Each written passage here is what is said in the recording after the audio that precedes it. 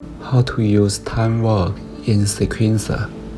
In our scene, we have this sequencer, and now we need to put our character into our scene.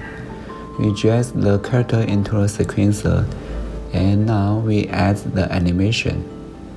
We play it, and we need to add another same animation.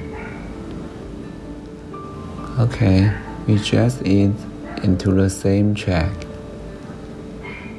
And this you select in preview clips and select hips.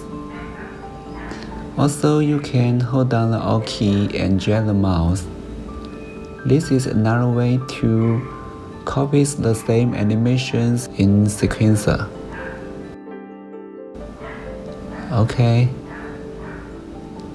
our root animation is work. This character is running. And now we choose the right angle. We play it. I think this angle is good.